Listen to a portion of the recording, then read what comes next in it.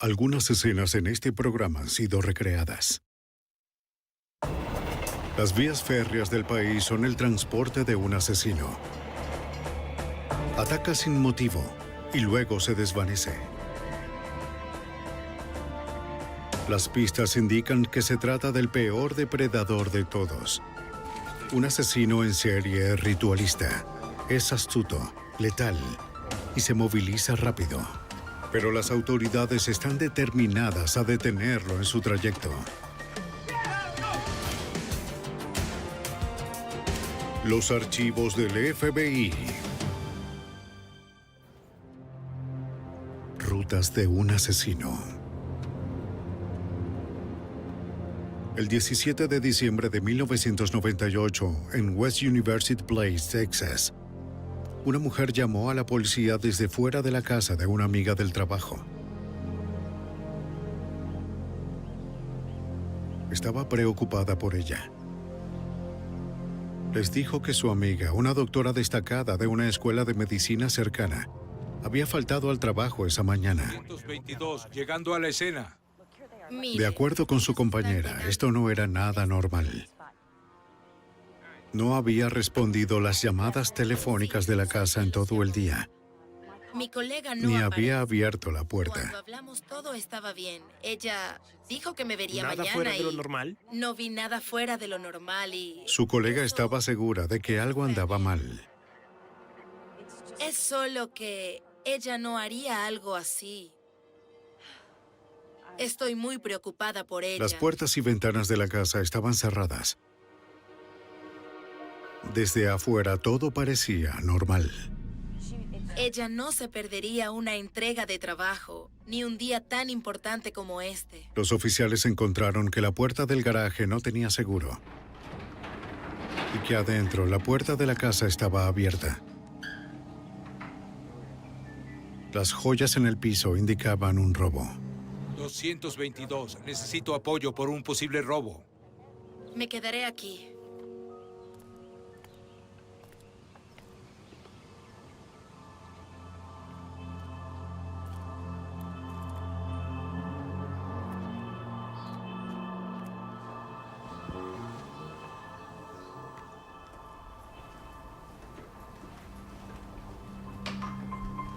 La casa fue saqueada.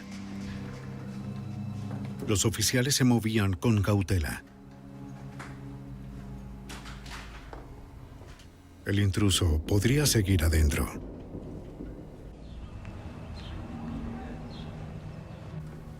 El piso de abajo estaba despejado.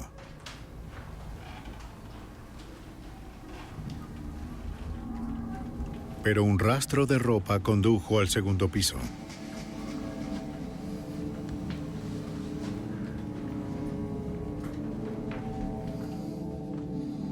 En la habitación principal encontraron a la doctora.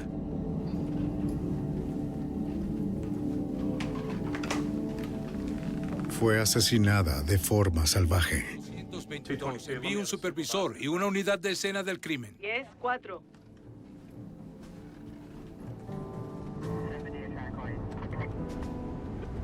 El detective Kenneth Maja acudió a la escena.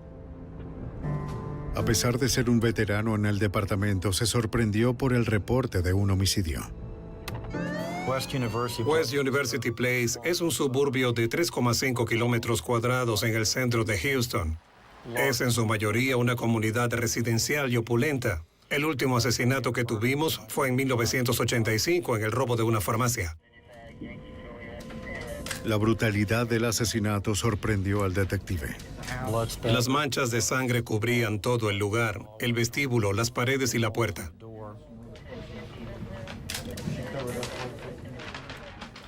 El cuerpo estaba cubierto en su totalidad, salvo un brazo que sobresalía y sus dos piernas.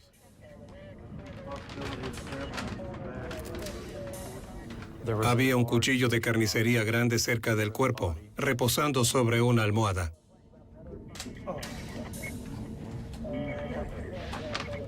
Los investigadores también encontraron un objeto pesado y ensangrentado cerca del cuerpo. Ambos eran armas de oportunidad que el asesino encontró en la casa.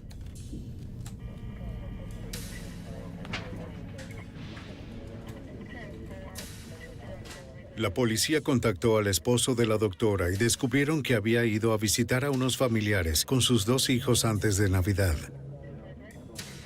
Tenían varios días afuera. La víctima tenía obligaciones laborales que debía atender esa semana, así que no pudo viajar con ellos. Daré un vistazo aquí. La evidencia indicaba que el asesino se tomó su tiempo en la casa. Abrió los regalos de Navidad y hurgó las pertenencias de la víctima. Volcó el contenido de la cartera de la víctima y sacó su licencia de conducir dejándola exhibida. Era algo extraño de ver.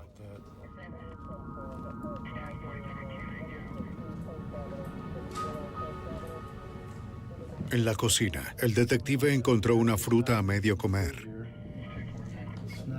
De seguro más evidencia del asesino en la casa. También encontró las llaves del Jeep de la víctima. De acuerdo al esposo de la doctora, era el único juego. No había huellas desconocidas en el presunto punto de entrada en el garaje. ¿Qué conseguiste? Pero en una mesa de trabajo, los investigadores encontraron la cubierta rota de una columna de dirección con algunas herramientas. El asesino debió haber robado el Jeep de la víctima. Asumimos que tuvo que romper la columna de dirección del Jeep para acceder al arranque y encenderlo. Aquí el asesino cometió un error crucial. Cuando tomé la pieza de la columna de dirección, pude ver huellas en el plástico negro brillante de forma clara. La cubierta de la columna fue reservada para ser analizada. En la autopsia, el forense determinó la causa de muerte. Múltiples heridas por puñaladas y un traumatismo en la cabeza. La víctima había sido violada.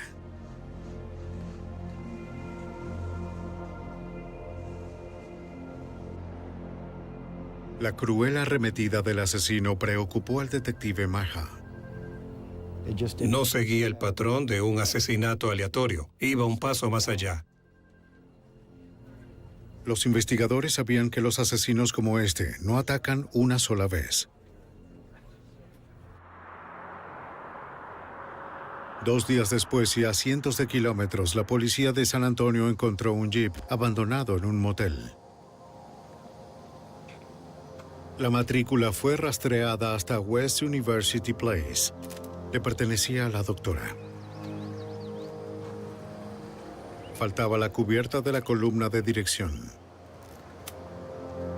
Adentro, investigadores encontraron una guitarra y un cuchillo de carnicero. Mira esto. El esposo de la doctora había notado que ambos objetos faltaban en su casa.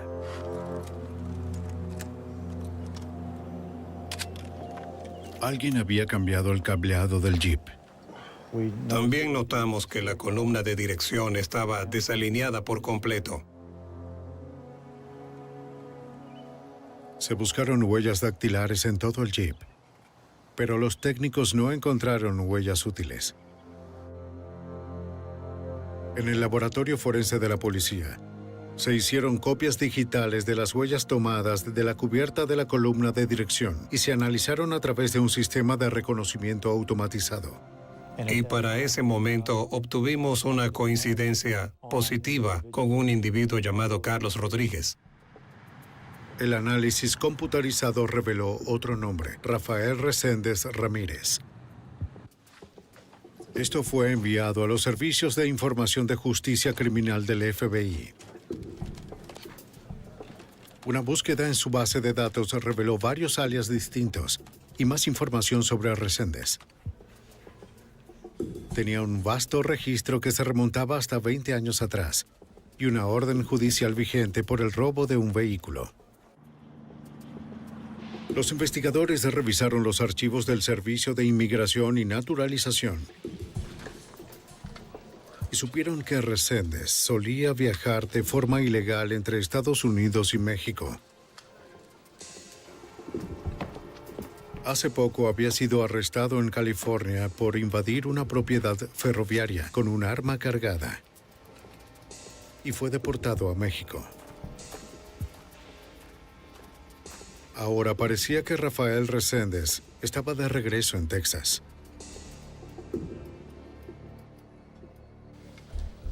Su estilo de vida nómada lo hacía difícil de encontrar. El detective Maja buscó una dirección por donde comenzar y encontró el nombre de la hermana del fugitivo.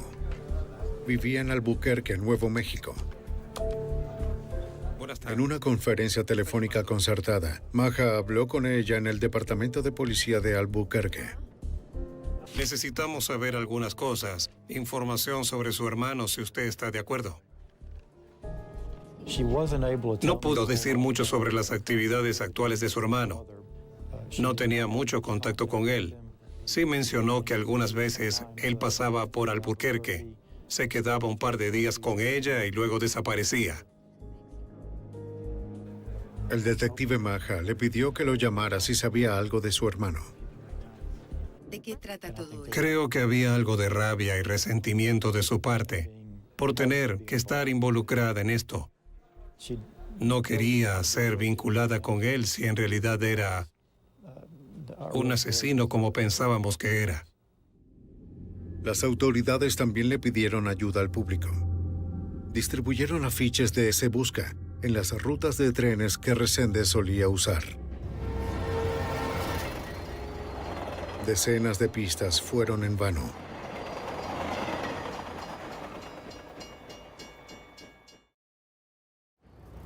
En marzo, a 3 meses del asesinato de la doctora, hubo avistamientos en las vías férreas cercanas a San Antonio. Reséndez viajó unos 320 kilómetros al oeste.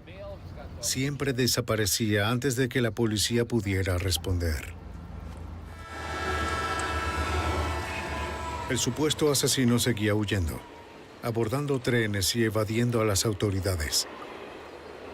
Con miles de kilómetros de vías ferroviarias para elegir, Rafael Reséndez podía estar en cualquier lugar.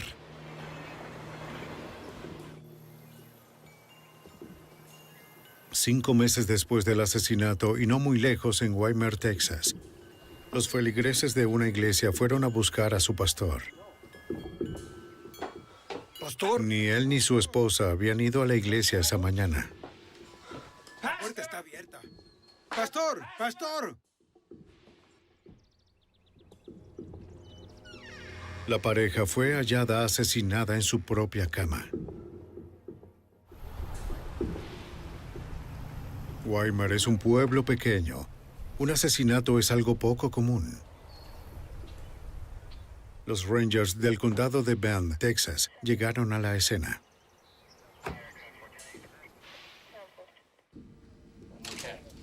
La pareja fue asesinada a golpes con un martillo, un arma de oportunidad tomada de su garaje. El forense determinó que habían muerto hace 24 o 36 horas. El crimen ocurrió el viernes en la noche o el sábado en la mañana. Había dinero y objetos valiosos a plena vista. Estaba claro que el motivo no era un robo. Los agentes analizaron la habitación con luminol, un químico que reacciona a la proteína en la sangre y a otros fluidos corporales. Reveló la sangre de las víctimas y fluidos corporales de una fuente desconocida. Posteriores pruebas forenses indicaron que la mujer había sido violada.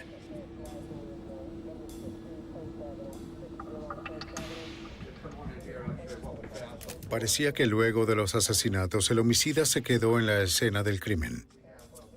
Comió en la cocina de las víctimas y se tomó su tiempo estudiando sus licencias de conducir.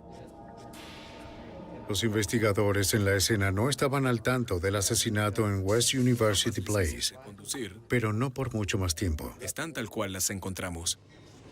En mayo de 1999, las autoridades de Texas seguían el rastro de un fugitivo, Rafael Reséndez. Sus huellas lo implicaban en el asesinato de una doctora en West University Place. 4 meses después, un pastor y su esposa fueron asesinados en su hogar en Weimar. Faltaba la camioneta de la pareja, de seguro robada por el asesino. La policía emitió un boletín de búsqueda para el vehículo. En el Departamento de Seguridad Pública, los investigadores de Texas estaban perplejos por la escena del crimen. La evidencia en la casa, los alimentos a medio comer y licencias de conducir exhibidas sugerían un asesino ritualista. Hola, John, ¿cómo estás? Contactaron a un oficial de campo de Houston para obtener la opinión de un perfilador criminal, el agente especial Mark John. Tenemos una escena de crimen repleta de mensajes con mucha evidencia forense y de comportamiento.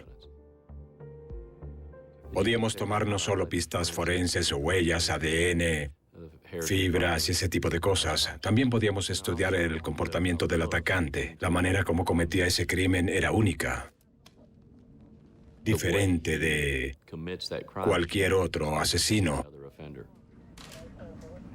Young notó que este asesino actuaba con mucha rabia, pero sin señales de pánico.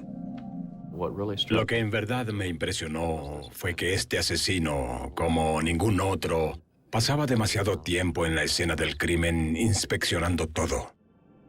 Sus billeteras y sus bolsos fueron revisados y sus licencias estaban expuestas. Es decir, se sentó a mirar sus fotografías sin tomar tarjetas de crédito o dinero. Los perfiladores analizan las conductas de un asesino en un intento de revelar detalles sobre ellos. En este caso, luego de asesinar a las víctimas, el perpetrador seguía atacándolos, pero luego cubría los cuerpos, lo que sugería que quizás rechazaba los resultados de sus acciones. Exponer las identificaciones de las víctimas podría ser un acto de dominación, como si quisiera detalles sobre las vidas tomadas. Uno de los Rangers de Texas notó que había visto algo similar. Se dio cuenta porque tenía algo de información del caso de West University. Lo asoció con lo que ya había pasado y pensó que ambos crímenes podrían estar conectados. No solo teníamos un modus operandi aparentemente similar, sino también el comportamiento ritualista, o lo que algunas veces llamamos la firma de un criminal. Si había una conexión entre los dos casos, el laboratorio forense lo descubriría. Una de las ventajas era que teníamos evidencia forense en ambos lugares. Teníamos huellas dactilares y ADN en el caso de West University. También teníamos evidencia de ADN en el crimen Weimar. Los análisis de ADN revelaron que los fluidos corporales encontrados en ambos casos coincidían. El mismo hombre había violado a ambas mujeres. Como el jeep de la primera víctima había sido recuperado, se preguntaban cómo el asesino había llegado a Weimar. En ambos casos, el vehículo había sido robado luego del crimen. Lo más común hubiese sido que alguien hubiera llevado al asesino o que éste vivía cerca de ahí. John estudió el archivo del sospechoso Rafael Reséndez. Había información en la investigación del fugitivo que señalaba que Reséndez se movía por tren.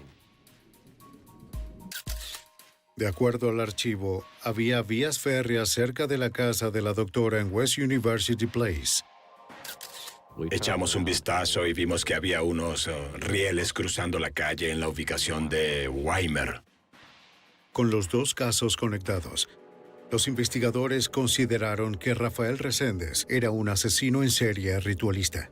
La manera en que cometió los crímenes era de carácter evolutivo. Nadie se despierta un día y se involucra en crímenes así. Es algo que se practica, que se construye y que se hace antes, y no se iba a detener de forma repentina. Temían que Reséndez estuviera usando vehículos robados y las vías férreas para encontrar a su siguiente víctima.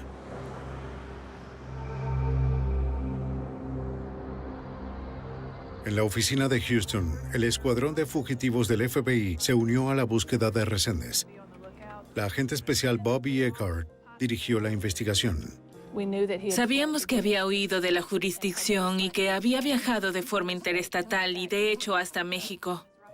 Como era posible que Reséndez huyera de Texas, obtuvieron una orden de aprehensión por vuelo ilegal. 5-7-1959. Esto le permitiría al FBI incorporar sus recursos federales a la cacería.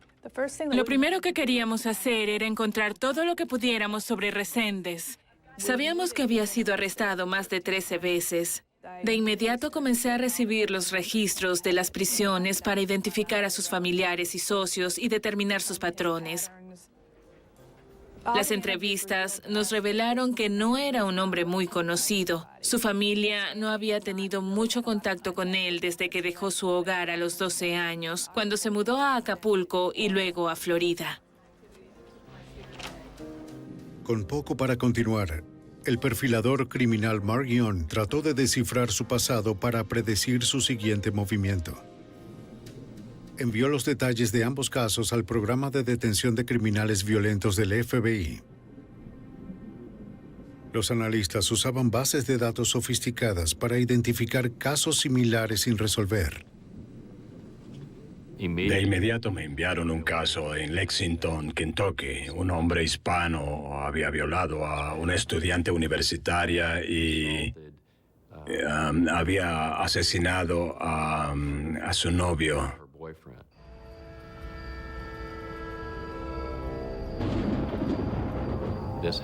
Esto ocurrió tarde por la noche en 1997, cerca de las vías del tren donde ellos habían estado caminando. El hombre fue asesinado al ser golpeado en el cráneo con una roca y la mujer fue violada. Ella también fue agredida de forma física, con heridas de gravedad. Aunque aturdida por el ataque, la joven sobrevivió de algún modo.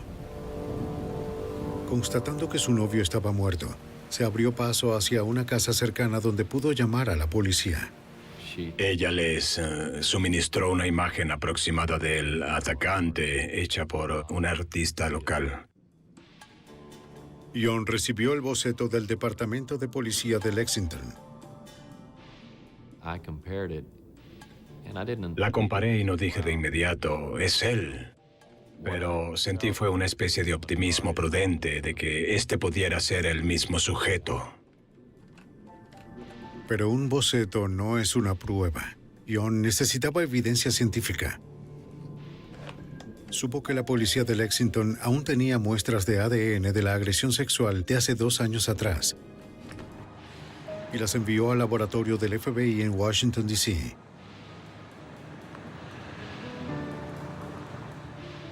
En la unidad de análisis de ADN, los investigadores procesaron las muestras. Hola, aquí hay un par de muestras a ser analizadas. Investigador Alan Justy.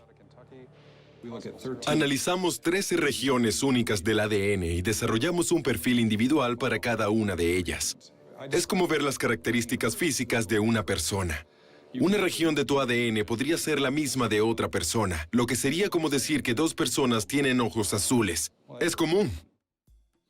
Observas 13 regiones de ADN y descubres que alguien tiene ojos marrones. Es zurdo.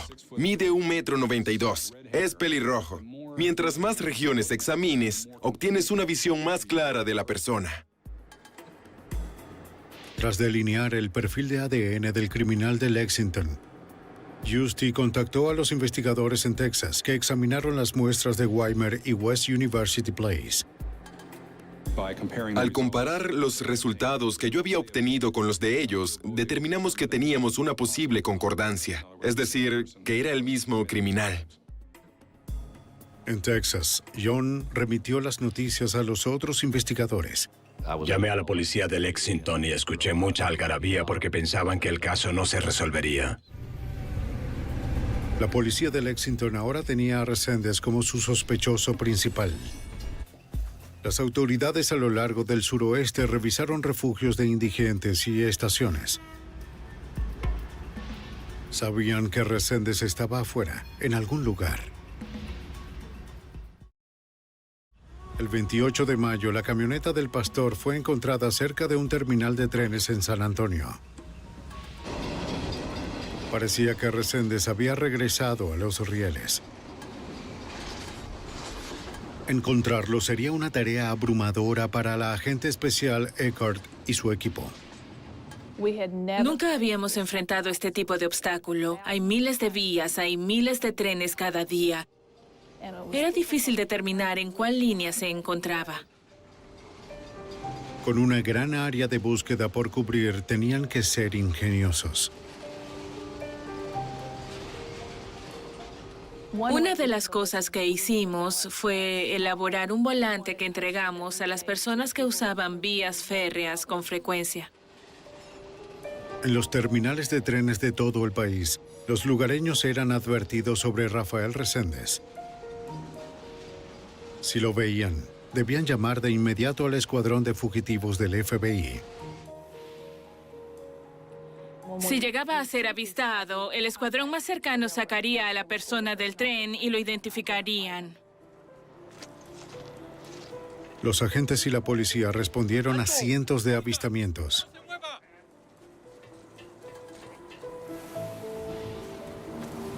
¡Quieto! ¡A la pared! Ninguno era Reséndez. No. Debe ser un error. La mejor pista del FBI era la hermana del fugitivo en Nuevo México.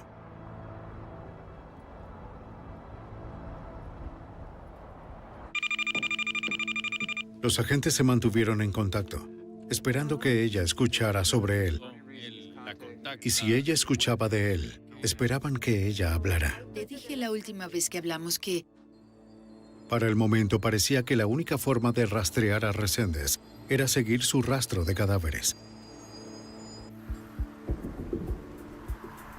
El 4 de junio de 1999, en el condado Fayette de Texas, una mujer va a visitar a su madre. La viuda de 73 años vivía sola. La casa había sido saqueada. ¿Mamá? No había señales de su madre. ¡Mamá! A medida que revisaba la casa, aumentaba su pánico. Luego, en su habitación, encontró el cuerpo de su madre. La anciana mujer había sido asesinada a golpes. En 1999, agentes seguían el rastro de Rafael Reséndez, vinculado a 4 asesinatos en Texas y en Kentucky.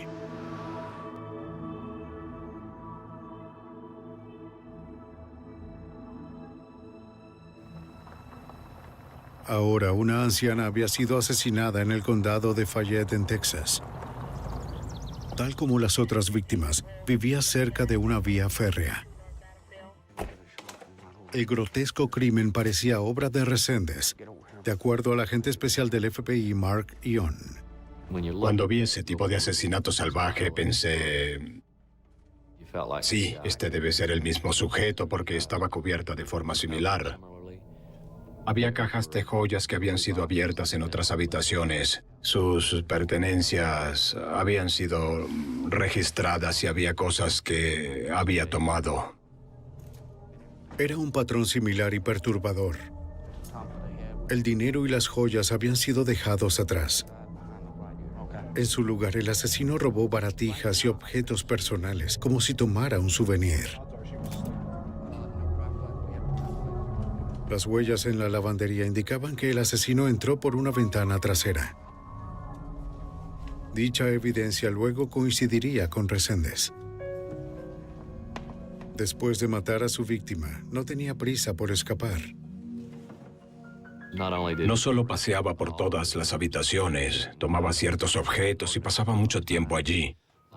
También iba y comía algo de fruta y de pan, lo cual era algo que habíamos visto varias veces. Interpreto eso como una firma mostrando que tiene el control sobre el individuo y sus posesiones más que tengo hambre y necesito comer. 2 pistas específicas en la escena del condado de Fayette parecían ser un mensaje para los investigadores. Un periódico había sido colocado en el sofá, abierto en un artículo sobre el descubrimiento del vehículo robado del pastor. En una habitación encontraron un tren de juguete. Había sido recién desempacado y puesto en la cama. Parecía que el asesino del ferrocarril estaba provocando a las autoridades. Una unidad canina siguió su esencia hasta las vías del tren. Desde allí el rastro se desvaneció.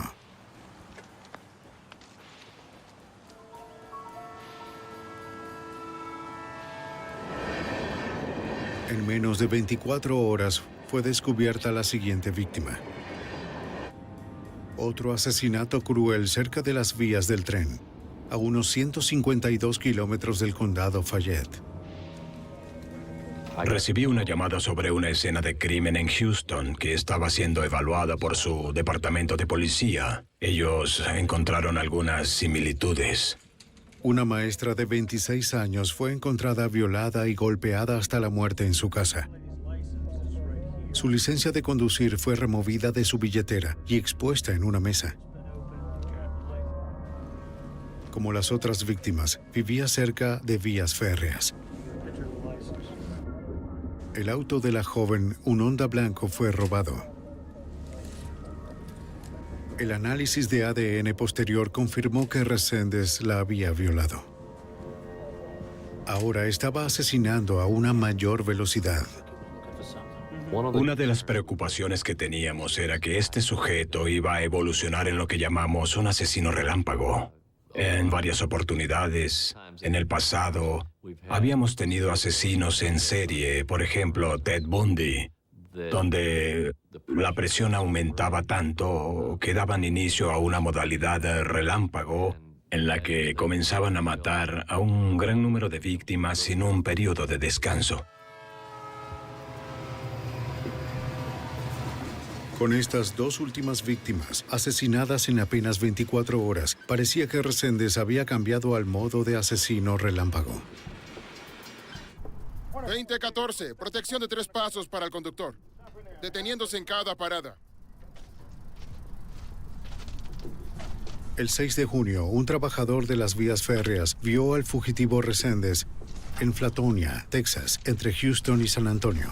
2014, tenemos a un intruso en el terreno. Llama al despacho central, con rumbo al oeste. Notificó a la policía local y al FBI de inmediato. 2014, tenemos una situación de emergencia. Un hombre hispano dirigiéndose Una vez al más, oeste. Reséndez desapareció. Bien, chicos, tenemos... En la oficina del FBI en Houston, fue creada la Operación Parada de Tren. Ahora, investigadores de más de 30 agencias fueron asignados al caso de forma exclusiva. La agente especial Bobby Eckhart era parte de la operación que consistía en 2 escuadrones. Teníamos un escuadrón que era de los investigadores de asesinos en serie que indagaban en los distintos homicidios, desarrollando la evidencia de los crímenes. Luego estaban los investigadores de fugitivos, cuyo único propósito era ubicar, aprender y arrestar a Reséndez. El escuadrón fugitivo buscaba patrones en el pasado del sospechoso. Pudimos determinar que seguía las cosechas por todo el país. En Washington seguía la ruta del aguacate. En Florida elegía la de las cosechas cítricas. En Kentucky y Carolina del Norte la del tabaco. Luego de identificar páginas de trabajo de granjas y direcciones de amigos y familiares, los agentes tratarían de eliminar estas zonas de confort. Íbamos a cualquier lugar donde pensáramos que el fugitivo podría aparecer. Al hacer acto de presencia con la policía, la gente ya no estaría dispuesta a ayudar al fugitivo. Pero este fugitivo estaba cómodo viajando por su cuenta sin ninguna ayuda. Y su caravana asesina no terminaba aún. 8 días después del asesinato de la maestra en Houston, fue hallado su auto a 482 kilómetros cerca de la frontera mexicana. Dentro había un cuchillo, pero no había señales de dónde había ido Reséndez. Cerca del lugar había vías férreas, dándole al asesino un escape a casi cualquier lugar.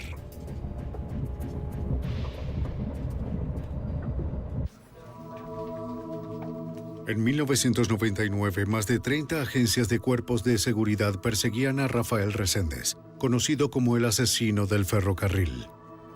Dondequiera que apareciera un nuevo crimen similar, el agente especial Mark Ion se hacía cargo. Estaba recibiendo cientos de llamadas de departamentos alrededor del país, queriendo que escuchara historias sobre crímenes y así determinar si los casos podrían estar vinculados. El 15 de junio, los cuerpos de una mujer de 50 años y su padre fueron encontrados en su hogar en Gorham, Illinois. Las autoridades creían que era un acto de Reséndez e informaron a Mark Ion.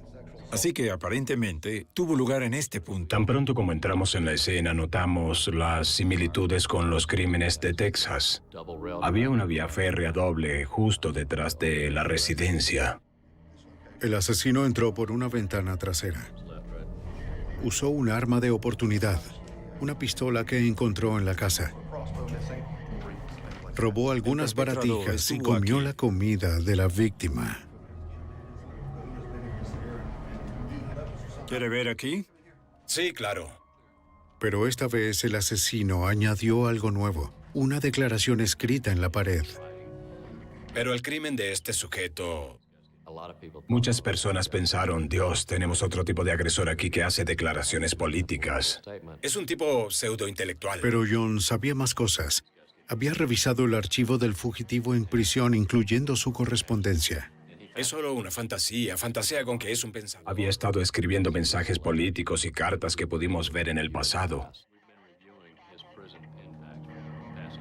Esto indicaba que era el mismo criminal porque ahora estaba dejando salir el resto de su fantasía. En su mente, Reséndez era un profundo pensador político. Pero las autoridades sabían que era un depredador vicioso. Ella estaba cubierta a lo largo de la mesa de café. Se creía que había llegado a Gorham en tren y huido en el auto de la víctima, descubierto el día siguiente a 96 kilómetros al sur, cerca de la frontera con Kentucky. La policía revisaba casos no resueltos a nivel nacional, buscando asesinatos que pudo haber cometido Reséndez. El agente especial John investigó uno en Hugh Springs, Texas. En octubre de 1998, una mujer fue asesinada a golpes con una plancha antigua. Aunque no estaba resuelto, el asesinato había sido investigado y documentado. Sentía que había una buena posibilidad de que Reséndez también fuera el responsable. Teníamos un traumatismo. Era una anciana. No fue agredida de forma sexual, pero estaba cubierta de forma similar. Y revisando las fotografías de la escena del crimen, veo su licencia de conducir en una mesa como si el asesino la hubiese visto. Como Reséndez podía estar en cualquier sitio, el FBI lo colocó en la lista de los 10 fugitivos más buscados. Divulgaron fotografías y 30 de sus seudónimos. La agente especial Bobby Eckert esperaba que esto generara nuevas pistas. Esto hizo que aumentara el conocimiento sobre el caso, el estatus de fugitivo y también nos permitía ofrecer hasta $50,000 por la aprehensión exitosa de Reséndez. Noticias sobre el caso de Reséndez circularon en el país. Con una elevada alerta, agentes y policías buscaron en cientos de trenes y terminales. Era como si Reséndez hubiese desaparecido. Una violación. Don Clark, entonces encargado de la oficina del FBI en Houston, hacía ruedas de prensa para difundir las noticias, pero era franco sobre la dificultad del caso. Es una investigación muy compleja, como ninguna que hubiésemos enfrentado en el pasado. Estamos lidiando con muchos elementos desconocidos, también con muchas piezas de información, y es una investigación compleja para todas las agencias. La historia encabezó los noticieros en todo el país. Y con 8 víctimas ahora asesinadas, la gente estaba aterrorizada. 8 es más que suficiente. Incluso una persona lo es. Pero por lo que les puedo asegurar es que los cuerpos de seguridad trabajan para sacar a este hombre de las calles. El fugitivo era inteligente, engañoso y muy peligroso. Podía moverse a través del país y escabullirse por la frontera a su voluntad. Lo que tratábamos de hacerle saber a las personas es que no era un indigente o un vagabundo sin ninguna orientación al viajar. Este era un sujeto muy inteligente que sabía cómo evadir los cuerpos de seguridad y necesitábamos mucha ayuda para su captura. Este sujeto estaba atacando gente inocente mientras dormía y nadie estaba seguro. La recompensa por la captura del fugitivo ascendió a $125,000. Fueron recibidas llamadas desde todo el país. A finales de junio, Reséndez fue visto en un refugio de indigentes en Louisville, Kentucky. Pero nunca se mantuvo en un solo sitio por mucho tiempo. Antes de que la policía llegara, desapareció. El sargento Mark Barnard, de la policía de Lexington, Kentucky, previno al público.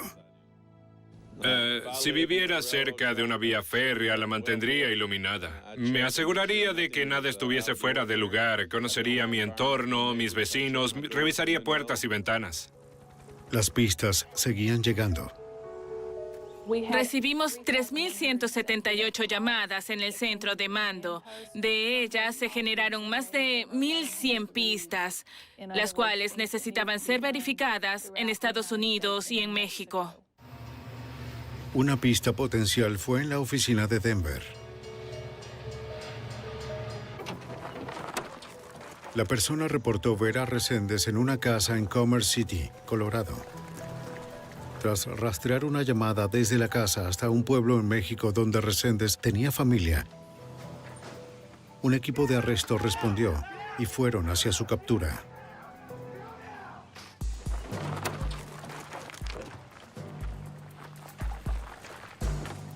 Tras 7 meses buscando a Rafael Reséndez, un equipo de arresto allanó una casa en Commerce City, Colorado. Aseguraron a los ocupantes y revisaron la casa. ¡Dese la vuelta! ¡Dese la vuelta! ¡Vaya al sofá! ¡Oiga! Pero Reséndez no estaba allí. Y se determinó que la pista era un caso de una confusión de identidades. Falsa alarma, no es él. La policía de Texas y el FBI siguieron en contacto con la hermana del fugitivo en Nuevo México. Como sabes, buscamos a tu hermano. ¿Tienes alguna Les idea aseguró que no dónde- había escuchado de su hermano, pero les prometió que si llamaba a ella los contactaría. Mire estas fotografías. Pero en el puesto del FBI en Houston, la próxima pista importante tuvo que ver con un familiar no conocido. Se descubrió que Reséndez tenía una esposa en México. La agente especial Bobby Eckhart siguió la nueva pista. De acuerdo, Bobby. Con los derechos humanos. Supimos que tenía una esposa porque fue entrevistada por los medios de comunicación mexicanos y un canal de televisión local obtuvo una copia y la divulgó de forma local.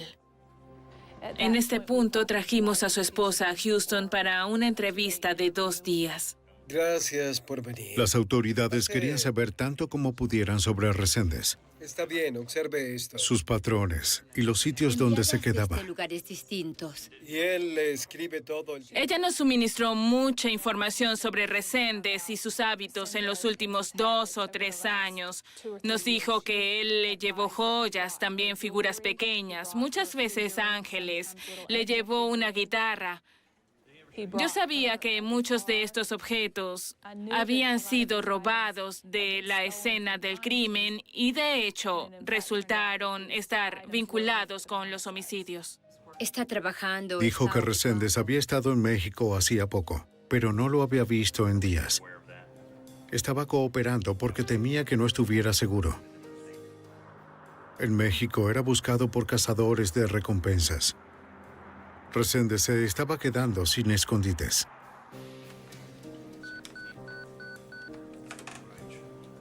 El 10 de julio de 1999, los investigadores recibieron una llamada telefónica de Albuquerque. Era la hermana del fugitivo. Sí, estoy devolviendo su llamada. Ella necesitaba hablar con las Vamos autoridades. en camino, sí. De acuerdo con el agente especial Mark Young, Había familiares en México siendo abordados por cuerpos de seguridad, cazadores de recompensas o simples curiosos. Lo mejor que pudo hacer fue... Había gente a la que no le importaba cómo lo atrapaban, fuera vivo o muerto. Solo querían la recompensa. Usted dijo que él estaba... dijo que su hermano la llamó. No quería que saliera herido.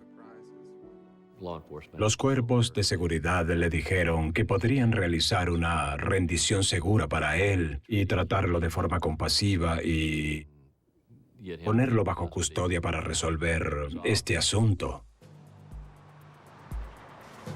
El 12 de julio de 1999, Rafael Reséndez accedió a entregarse a la policía de Texas en un paso fronterizo. Reséndez, manos a la cabeza.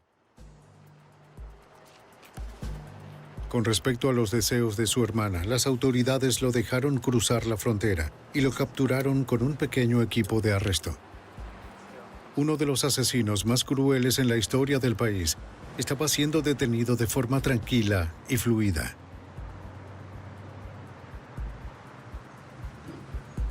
En entrevistas de seguimiento con Mark Young, Reséndez confesó un total de 13 asesinatos.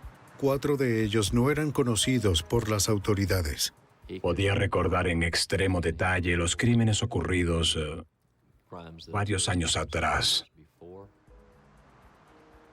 Luego de varias charlas con él, contacté a las jurisdicciones que tenían el control principal de las investigaciones a las cuales él se refería y resolvimos 2 homicidios en Florida, en el condado de Marion, uno en Colton, California, y un homicidio en el condado de Beruo, en Georgia. Usted, Don Moultrie. La pregunta en la mente de todos era ¿por qué? En las entrevistas, Reséndez declaró que asesinaba para erradicar el mal. Sin embargo, entre sus víctimas había una doctora, un pastor y su esposa, una maestra y personas de edad avanzadas. ¿La asesinó? Todos ciudadanos respetables amados por sus familias. Sí. La búsqueda de Rafael Reséndez tomó 8 meses y costó cientos de miles de dólares. En la corte usó una defensa basada en demencia para justificar sus crímenes. Pero en mayo de 2000 fue encontrado culpable por homicidio en primer grado. 4 días después, Rafael Reséndez fue sentenciado a muerte.